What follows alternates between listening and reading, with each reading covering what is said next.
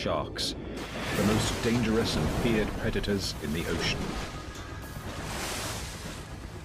But even the great white pales in comparison to the biggest shark that ever lived. Megalodon. Literally translated, it means big tooth. A prehistoric shark with 3-meter jaws lined with deadly rows of serrated teeth. Megalodon used these jaws to inflict massive damage on even the biggest whales in the ocean. Its teeth were huge. 6 to maybe 7 inches long, wickedly serrated on either side like steak knives and shaped like a big, broad triangle. Now, 2 million years after the last Megalodon mysteriously disappeared from the fossil record, scientists are investigating the true shape, size, and behavior of one of the most fearsome predators in history.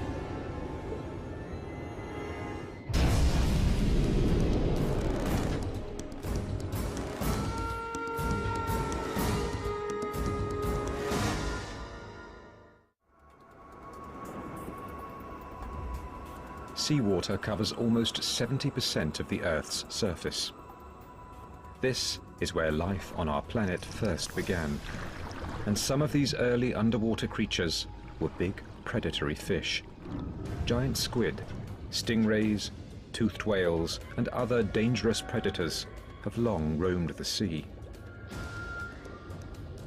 And 300 million years before T-Rex took its first bite, an apex predator was scouring the watery depths. The shark.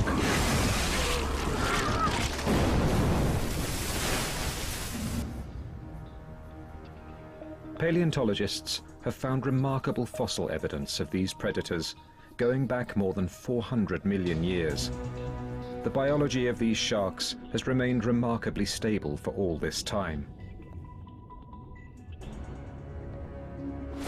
If you looked at a shark from, say, 350 million years ago, you'd have no trouble identifying that as a shark. I mean, it might have some differences with what we think of as sort of the conventional look of sharks today, but you would not be confused. You would know right away that you were looking at a shark. Although many of these prehistoric sharks are now extinct, the great white shark, which still roams the sea today, has survived more than 10 million years.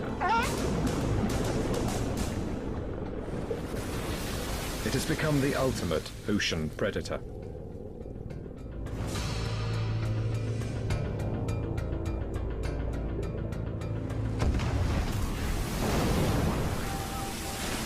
But the great white paled in comparison to another giant shark that ruled the 7 seas, dominating every other predator in the ocean. Megalodon.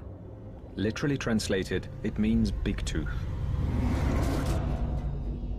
Megalodon was a giant fossil shark, lived from maybe 25 million years ago up till about 2 million years ago. The largest oceanic predatory shark that we are aware of in the fossil record. Fantastic, huge, enormous predator that the likes of which the oceans hadn't seen before or since.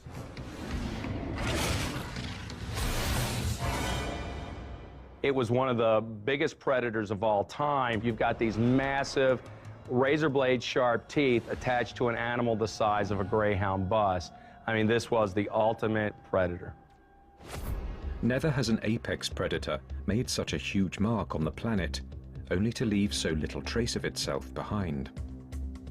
It's like the ultimate detective story. We truly don't know exactly what the Megalodon looked like. We can only assume how it looked and how it killed. In order to solve this mystery, scientists need fossil evidence. But in the case of Megalodon, there are no skeletons left to study. This presents a major challenge to researchers. All creatures, in the sea or on land, begin to decompose and fall apart the moment they die. For those with skeletons, within a short period of time, all that is left are the bones. But when it comes to Megalodon, there's a hitch. The shark's skeleton is constructed almost entirely of cartilage. Consequently, there are very few fossilized remains left to show scientists the size and shape of this gigantic fish. Cartilage. Pliable and light, it's the balsa wood of the body. But exposed to salt water, sand, and especially bacteria, Megalodon's skeleton has little staying power. The cartilage is this brownish yellow material. That's the flexible component of the cartilaginous skeleton. You can actually see the little tiny prisms which add structural support and rigidity to the otherwise flexible cartilage. And that's what gives the skeleton its strength. However, because these individual little prisms of cartilage are held together with organic fibers, after the shark dies, those organic fibers can then decompose. Within weeks, shark cartilage breaks apart and disappears.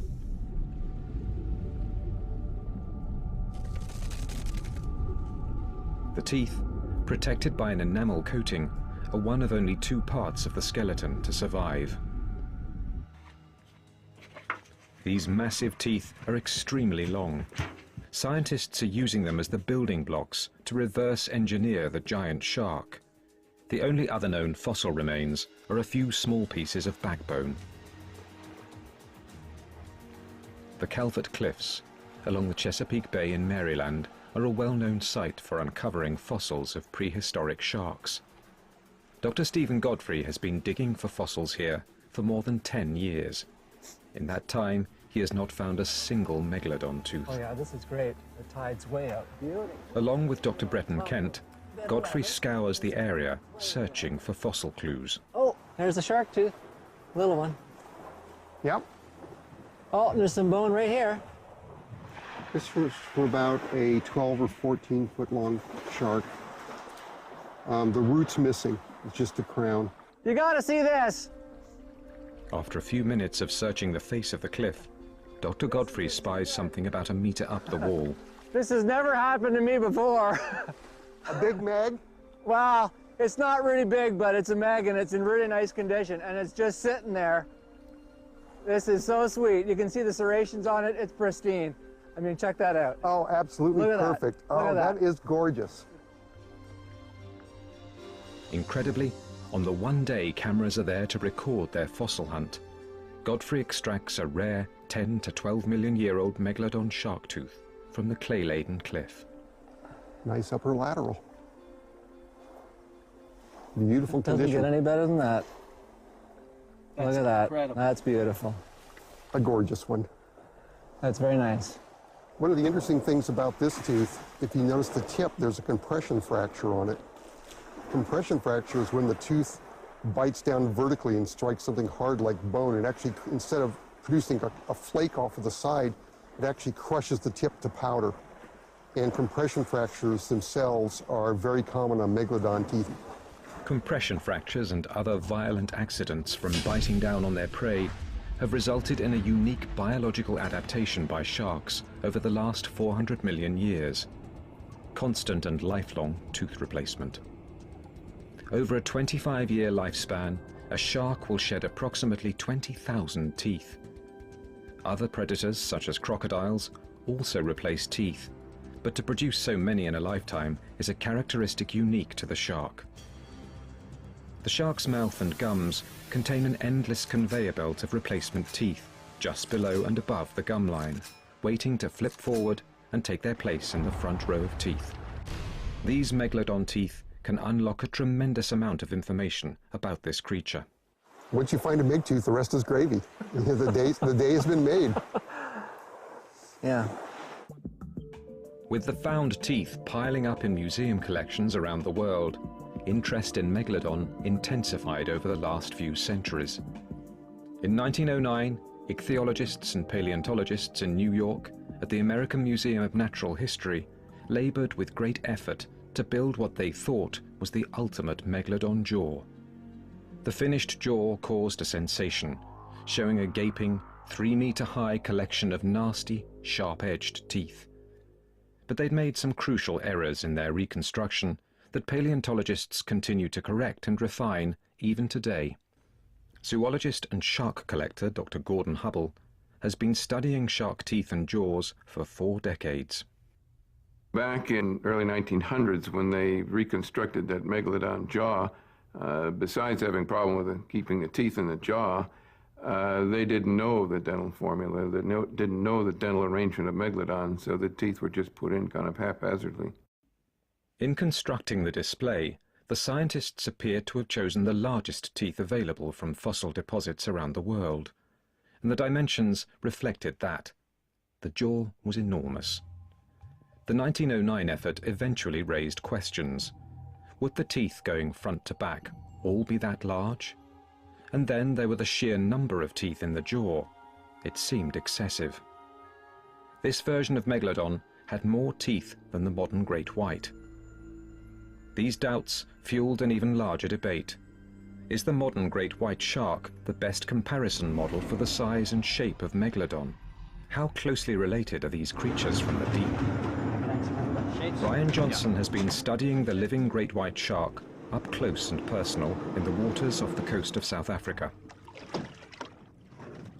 I think when the guys discovered these huge fossilized teeth, they wanted to find something in today's world that possibly was similar. And the only real shark that springs to mind is the great white shark. And so this is why you always get this constant comparison between the great white and the Megalodon. Was the white shark just a little version of what the Megalodon was back in prehistoric times? The massive predatory great white holds a mythical place in the minds of fishermen, sailors, and other sea lovers. The maximum size that a great white gets is probably among shark biologists the most debated question that is always talked about. You speak to any fisherman and he says, my boat's 20 foot long and it was 2 foot that way, 2 foot that way, must be 25, 26 foot. And that's probably not the case. In truth, the largest modern great white sharks are believed to be about 6 meters long, with a maximum weight around 1,800 kilograms. Megalodon is commonly thought to reach between 15 to 17 meters, with an almost unimaginable weight of 45,000 kilograms. I think the comparison is pretty good between the great whites and the Megalodon, but you also must remember the only information we have about the Meg is from his teeth. I think the main similarity between the teeth of the Meg and the teeth of the great white, other than their big size, is probably the serrations, the triangular serrations. And what that shows immediately is that both sharks, rather than swallowing their prey whole, was taking chunks out of very big prey, possibly as big as themselves. In 1988, scientist Gordon Hubble received a call from a fellow fossil collector about a remarkable find at a phosphate mine in Florida. Larry Martin had uncovered a set of 95 teeth from one Megalodon shark. This matched set became the holy grail of Megalodon research. They unlocked part of the mystery surrounding this astounding creature. This is the most complete set of associated Megalodon teeth that has ever been found. The reason why this is significant is that once we can arrange these teeth, we can figure out if the animal is truly related to the white shark line or if it's related to some other species of sharks. 80 years after the first jaw was constructed, Hubble's teeth may hold the key to understanding the true shape and size of the greatest predator the sea has ever known.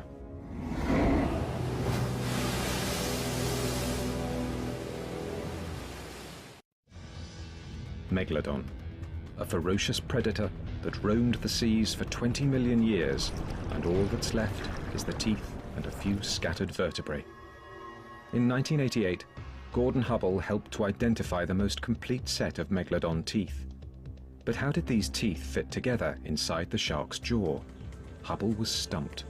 It led to about 10 years of frustration because we didn't know at the time for sure what the dental formula on the Megalodon shark was. And so every time a scientist came to visit us, or just anybody that wanted to look at these teeth, we had them place these teeth how they thought they would go in the mouth. The third tooth is a prominent feature in the modern great white shark's jawline. And that's what really bothered us. It wasn't until we realized that the Megalodon is an entirely different line of evolution and does not have that third upper tooth, that small tooth that slants in, and indeed has a third upper tooth that's about the same size as the first two teeth. Then we figured it out and everything fell into place. There are 24 teeth in the upper jaw. The lower jaw has a total of 22 teeth. Behind the 46 teeth in the front row, approximately 200 more teeth lie in rows, waiting to flip forward to the front and take their place on the predatory battlefield. Other scientists and museums were now interested in taking that knowledge and putting together a realistic Megalodon jaw recreation. Fossil collector John Babiars has amassed a huge collection of Megalodon teeth. With the help of museum curator Brad Archer, he undertook the task of building an accurate recreation of the Megalodon jaw. No one had done the project before, at least not in the scale that we wanted. Babiars and Archer worked diligently to figure out the shape and placement of the upper and lower teeth, using models and pictures of great white jaws and earlier Megalodon reconstructions. Right off the bat, we figured, oh, damn, these teeth aren't going to fit because they're way too big and there's no room in the jaw, unless the shark only had 4 teeth in a row, and we know that's not correct. First, the teeth are sanded smooth. Next, a hole is drilled in the base of the tooth, and a metal rod is inserted. The rod is then attached to the jaw mold. But they still needed help placing the teeth in the jaw. The men turned to Gordon Hubble and his knowledge of associated Megalodon tooth sets to see if he could help organize the teeth. And we looked at all the teeth that he had, and we put them together into a set as closely as we could. In September of 1994, the jaws were finally completed. The men loaded the jaws onto a flatbed truck and drove them to the museum at Arizona State. The results were astounding. While not quite as large as the jaws built in New York in 1909, it's clear an animal would have to be of massive proportions to carry a set of jaws this size. Well, this jaw is approximately 7.5 feet tall, and it's about 8.5 feet wide, if I remember right, and has about 254 teeth in it, all real teeth. Once scientists had an idea about the size and scale of the teeth and jaws, they could start to figure out what the body was like. The Calvert Marine Museum skeleton paints a vivid portrait of the infrastructure needed to support the massive jaws. But the next step was to create a lifelike representation of this beast. What would a creature of this size look like swimming towards you in the ocean? Dr. Michael Gottfried, who had worked on the Calvert skeleton, now felt confident he could speculate on what this beast might have looked like from the outside. Collaborating with artist and animal modeler Jim Melly, a Meg model was born. I mean, basically, this kind of thing it's the marriage of science and art, taking scientific information and converting it into a sculpture. A 15-meter, life-size replica of Megalodon now hangs in the San Diego Natural History Museum. So after all the research, working with models, working with drawings, working with the actual specimens that we do have, here's the end result. What we think is the most accurate and the most biologically plausible reconstruction of Megalodon that's on exhibit anywhere. From the first Meg tooth found by early humans, scientists now have a stunning picture of this massive creature. Hundreds of teeth capable of inflicting terrible damage on its prey. A jaw 3 meters wide and 2 meters high. A body at least 15 meters long. Megalodon was enormous, and doing kind of an estimate of the size of this fossil giant, that it would probably have been about a ton a foot, so in the neighborhood of about 50 tons plus. Truly enormous animal. The question now was not so much what did the shark and its jaws look like, but how did they work?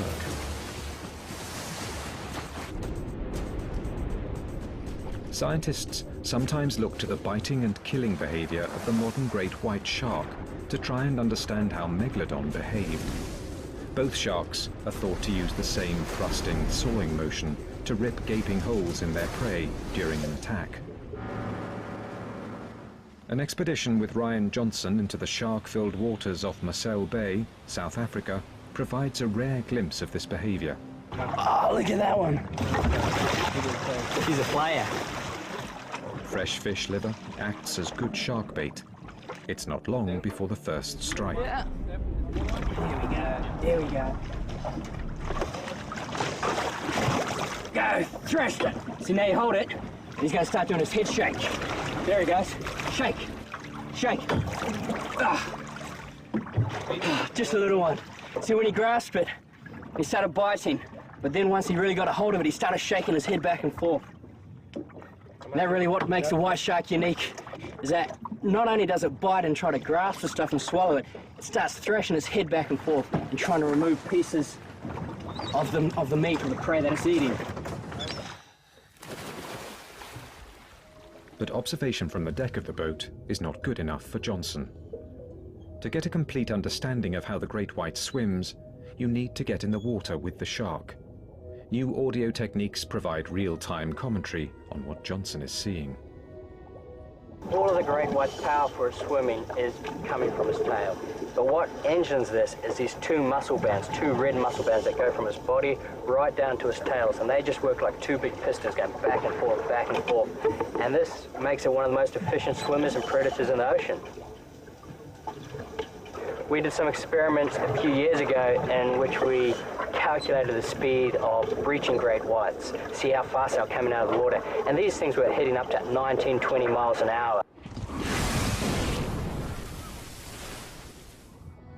Megalodon would probably have needed the same speed and power 12 million years ago. The smaller, more agile Cetothere whale, similar to the modern-day minke whale, would have been a fairly common prey item for Megalodon. Still, they were a tough test for Megalodon's hunting ability. Although this whale was only 1/5 the length of the adult Megalodon, it still weighed a massive 9,000 kilograms. Using its powerful tail muscles, the 15-meter carnivore rockets towards the surface. The whale may not have a higher top speed than the Megalodon, but it was more agile. With its awesome power and speed, the Megalodon had the ability to leap above the surface of the water with a 9,000-kilogram whale still in its jaws. In a matter of moments, dinner was served. With one quick kill, Megalodon had proved that it had the strength and agility to rule the oceans of the world.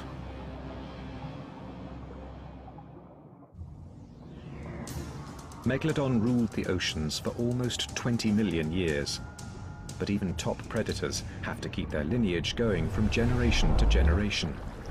Most scientists agree that, like the great white, the prehistoric Megalodon gave birth to live young.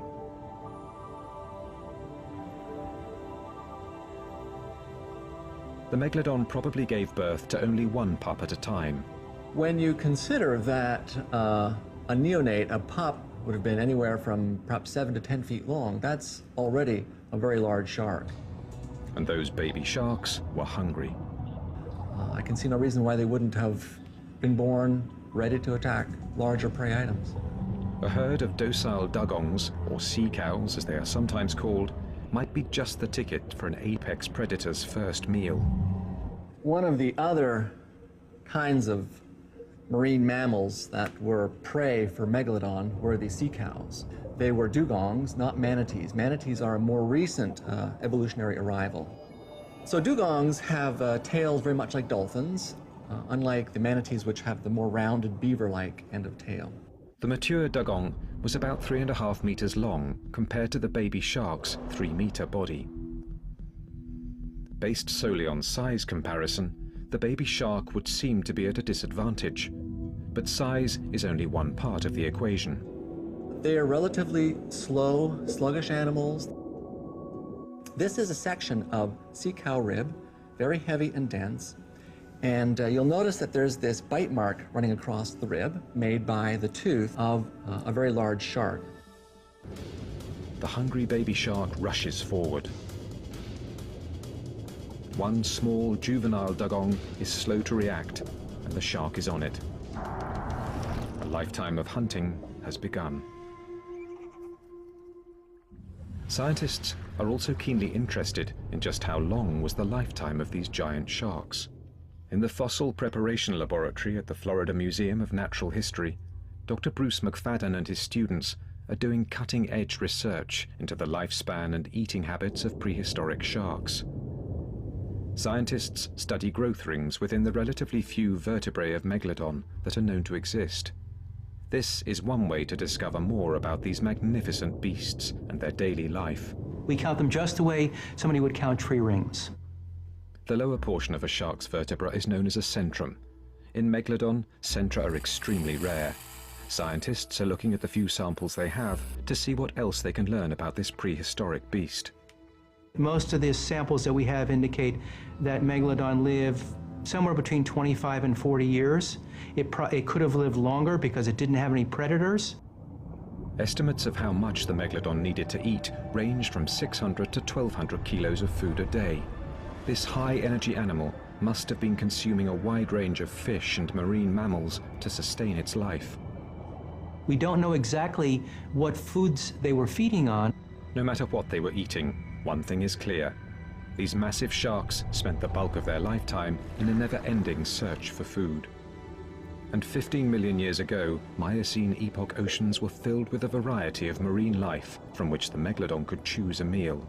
Whales, dolphins, dugongs, huge sea turtles, and hosts of fish filled the coastal seawaters around the world.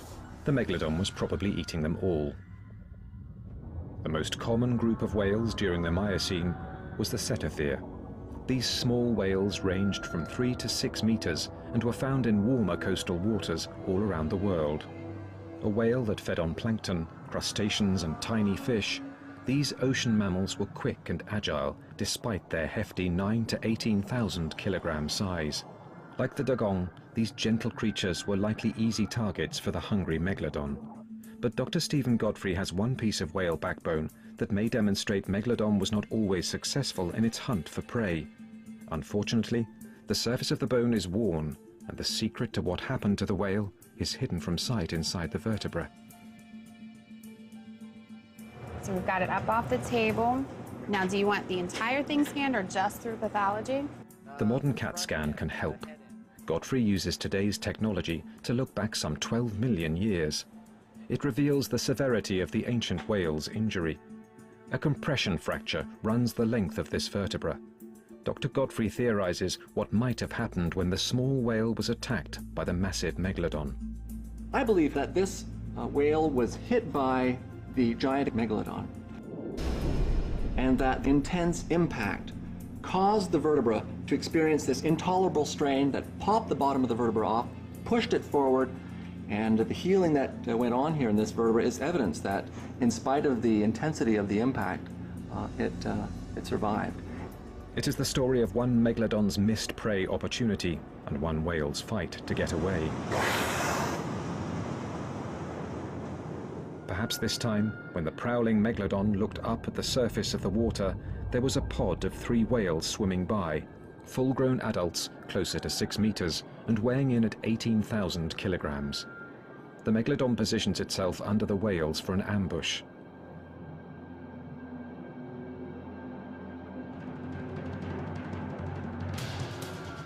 The small whale wavers, and the giant shark cannot adjust its trajectory. The Megalodon's massive jaws miss their target, and his head smashes into the whale's back. As the CAT scan proves, this time the whale escaped. The whale was lucky. In most cases, it was easy prey for Megalodon. But 20 million years ago, there was another marine mammal that could match Megalodon's aggression. This is a skull of an ancient whale called a squalodont, and these animals could echolocate, and they were probably top predators for their time. Squalodon would have been a pretty formidable opponent. Squalodon didn't get as big as Megalodon, but they got pretty good size. 25, 30 feet, I think, would be a pretty good estimate for a reasonable sized Squalodon. Squalodon was a top predator, like today's transient orcas. If we want to interpret any behavior of an extinct animal, we have to look at modern animals. In the case of these squalodonts, we would probably look at the modern killer whale. Whales have been known to attack sharks. It's not simply a one-way street where sharks attack whales. Squalodon, at a maximum length of 9 meters, would not have taken on a 15-meter Megalodon by itself, but they would fight. If the Megalodon spotted a Squalodon, it wouldn't have hesitated to attack. Scientists believe these marine mammals may have traveled in pods. Squalodon, being a big-toothed whale, would have been a highly intelligent animal. Megalodon, not so much. Higher reasoning powers in sharks, not as nearly as well developed as what we find in marine mammals. Even an enormous animal like Megalodon is going to feel this punch in the gills.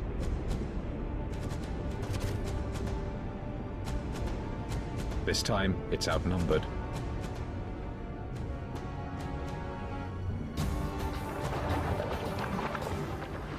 The first Squalodon may not survive for long, but the Megalodon has sustained a few battle scars of its own.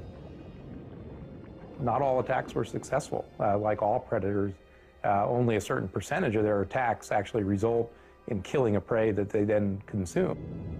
But prey species other than squalodons and dugongs may have provided richer pickings. There were also large whales swimming in the coastal waters of the Pliocene epoch. Really large whales. And when Megalodon wanted a three-course dinner, it may have gone after a beast even bigger than itself.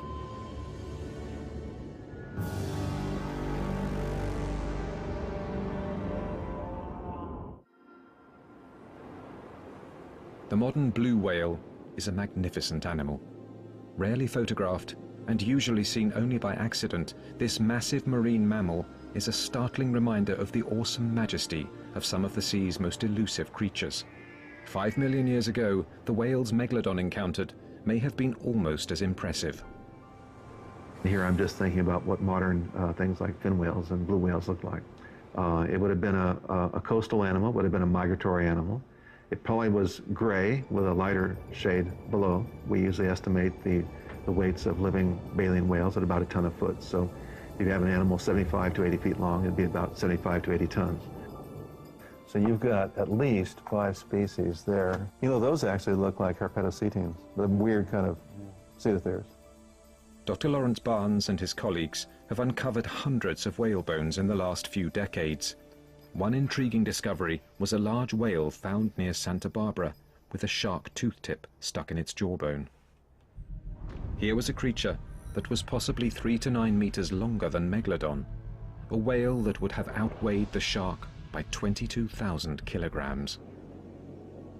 But the reward for killing a larger whale would have been a much bigger food source for the Megalodon.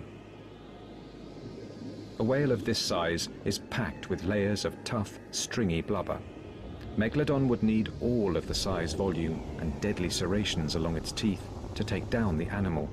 The key this time is bite force. How much jaw power did Megalodon actually have? At the University of New South Wales in Australia, Dr. Stephen Rowe is using high-tech computer sleuthing to try and understand the cranial mechanics of bite force found in modern and prehistoric animals. Bite force is the amount of pressure applied when the jaws of an animal bite down on its prey. What's generating the bite force here are the actual jaw closing muscles. What we're looking at is a simple lever system. So we apply force on one end of the lever and we get a reaction force on the other end of the lever. Rowe's process for understanding bite force in sharks starts with the gruesome task of CAT scanning a shark head at a local hospital. I then build a surface model, and from that I can then create a solid three-dimensional engineering model or finite element model. From this engineering model, Rowe has figured out the potential maximum bite force of the modern great white shark. In the case of a really big white pointer, we're predicting a bite force around about 4,000 pounds. These largest of white pointers are really pushing the envelope as far as living animals are concerned. With the bite force per inch data from the great white, Rowe extrapolates what he believes to be a fairly accurate understanding of the bite force of the Megalodon shark. Toward the upper end of estimates of body mass for Megalodon, we're getting bite force estimates of about 40,000 pounds, which is just humongous. With 40,000 pounds of bite force, you could bite through a truck if you had the teeth and jaws to stand up to it. This must have been an absolutely terrifying object to any whale. Of course, living large baleen whales get very, very anxious when they see or hear orcas or killer whales. but the sight of one of these guys coming at them must have been just absolutely horrific. The baleen whale didn't have much time to be anxious once the attack had begun. It would appear that Megalodon typically took out large whales by swimming up behind them, biting their tail flippers off, basically just disabling the whale's propulsion system altogether.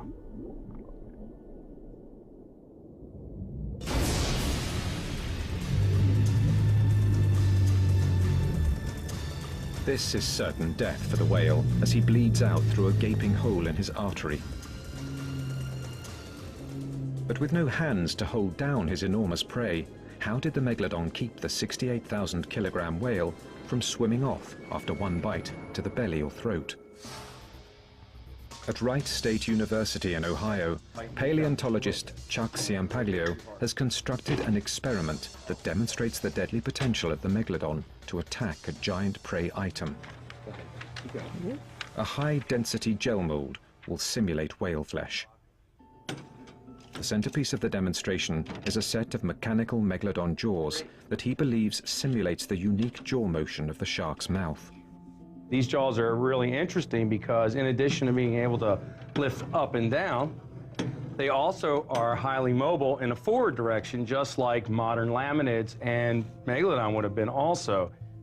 The metal jaws are firmly attached to the table, and instead of having the jaw attack the mold, the bite is replicated by having the mold rolled into place inside the mouth. The shark uses its lower teeth to initiate the attack and hold its prey in place. We can see the lower teeth anchored into the flesh a good 3 inches. It's already starting to tear the flesh. This is holding down the flesh, and now the top is going to make its bite.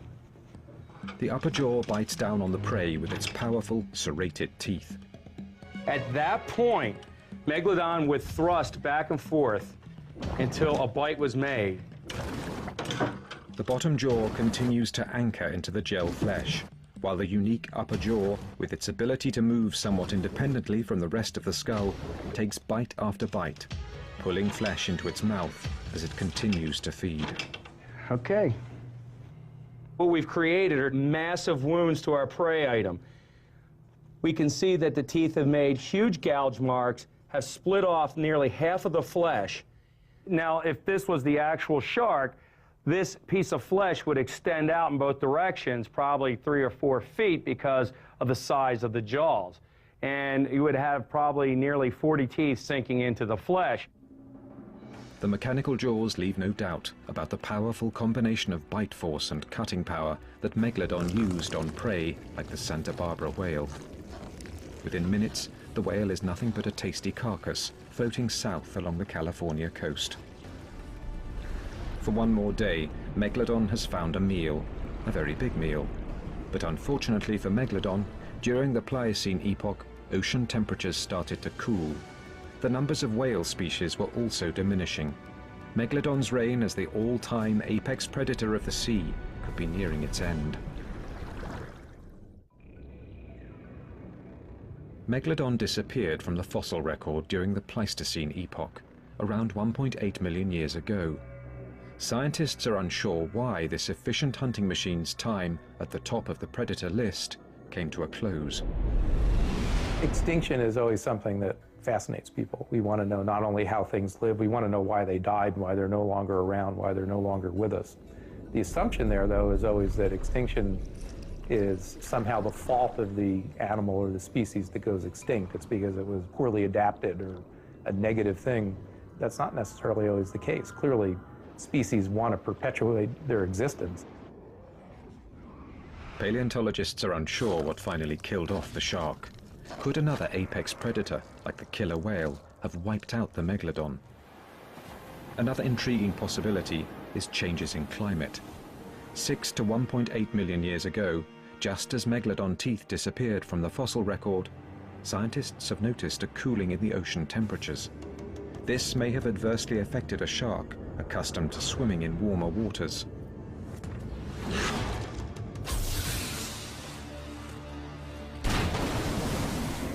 Paleontologists also know that as the Miocene epoch progressed, the population of smaller whales was replaced by larger whales. these whales may have favored colder climates to the north. It might very well be that as whales became migratory and spent the summertime in northern latitudes, that in fact the sharks just didn't have access to the big whales. By the middle of the Pliocene, without year-round access to larger prey, Megalodon may have been feeling acute hunger pangs. With a loss of a large portion of the whales, perhaps 3/4 of all the whale species at the time, we ended up losing a major food source for Megalodon. The giant shark would have become increasingly desperate for food. Cannibalism was always a possibility with Megalodon, but could have increased as other sources of food thinned. Smaller Megalodon teeth have been found in deposits alongside other marine mammals that were prey items for the shark. There is speculation that these juvenile Megalodons may have been at risk from bigger, hungrier Megs. The closing of the land bridge in South America may have also affected the worldwide migratory patterns of some marine animals. The disappearance of the Central American seaway and its replacement by a land bridge and the effect upon marine organisms has been debated among scientists. We look at things like even the modern sperm whales. The same species exist in both the Atlantic and Pacific. And the question is, are they going around the southern continents, or are they just very slow to evolve? It is unclear if the closing of the Isthmus of Panama that connects North and South America could have affected Megalodon. Scientists continue to search for clues about Megalodon and its demise by studying the great white shark. For starters, the modern great white is equipped with a remarkable internal heating system known as gigantothermy, which is an excellent survival tool. Most fish are cold-blooded, and the great white isn't. It's warm-blooded. It elevates its body temperature up above the ambient water temperature, which for a long time was a characteristic solely assigned to mammals. And they do that with a special system of blood vessels that actually warms the blood that supplies critical parts of the shark's sensory biology, so the eyes, the nose, particularly. Paleontologists have not yet figured out if Megalodon possessed this extraordinary biological capability. If they did not, as temperatures cooled, it's possible the great white was in a better position to withstand the dip in the ocean temperatures. More importantly, scientists believe having more variety in its diet probably helped the great white shark. While Megalodon was primarily preying on larger marine mammals, the great white was able to eat smaller prey items and fish. They need less biomass to keep going. There's probably not as much pressure, if you will, as there is on an apex predator the size of Megalodon, which would need a tremendous amount of biomass to maintain its existence. In essence, unlike the great white, Megalodon may well have eaten its way out of existence. The great white was clearly a more adaptable animal, and as a result it flourishes in oceans around the world to this day. But the question of whether these two magnificent sharks were related continues to interest scientists. Paleontologist Chuck Ciampaglio and other experts insist there was little direct relationship between Megalodon and the great white. According to Ciampaglio, advanced computer technology underscores the differences between the two animals. I think one of the things I'd like to see cleared up is that to allow Megalodon to be called, Carcharocles, Megalodon, change the name, separate it out from the great white, and let's get on with business at this point. The great white tooth and the Megalodon tooth do have some markings in common. Both are triangular and serrated. But the great white tooth and its prehistoric ancestor have little or no scar at the base, whereas the Megalodon clearly has a prominent chevron-shaped scar. And blowing up the great white tooth to the same height of a Megalodon tooth reveals that even at the same length, the great white fossil tooth is noticeably thinner and more gracile than the Megalodon tooth. Well, let me do the converse here. Let me show you a very small Megalodon, about approximately the same size as this great white, and you can see that small sizes the Megalodon doesn't look the same. Again, the serration densities are different. This tooth is distinct from this great white no matter how big you make it. The team compared the dentition of the modern great white, the extinct Mako, and Megalodon. And what we found consistently was whether or not we looked at the root, the blade, or the entire tooth, was that the extinct mako and great white always clustered together for every tooth position, while Megalodon always clustered away. Megalodon and great white are not directly related. Megalodon is not the extinct great white, and all scientific evidence points to this. Or does it? Looking all the way back to the first jaw recreation in 1909, there are scientists who still insist the great white shark is more directly related to the Megalodon. The smoking gun? Rare fossilized Megalodon vertebrae. Backbone anatomy suggests that Megalodon and great whites are quite closely related to one another. These researchers are turning to work being done on the centra of Megalodon vertebrae to support this theory. I think because the vertebral centra haven't been as thoroughly studied, they provide some very important clues, and I think they ought to be studied very carefully. But Megalodon centra are not common. Worldwide, for the 16 or 17 million years that it lived, we probably have on the order of 12 to 24 vertebral centra of Megalodon preserved. It'll be some time before scientists can collect more comprehensive data in this area. Perhaps the information locked inside the vertebral centra can finally answer the question of whether or not Megalodon's legacy lives on in the great white shark. One point everyone agrees on is that there is much more to learn about the physical makeup and behavior of Megalodon. And one thing is certain: the unique combination of physical size, tooth shape, jaw strength, and appetite created an animal unique in the 400 million year history of sharks. Big Tooth is still the all-time king of the sea.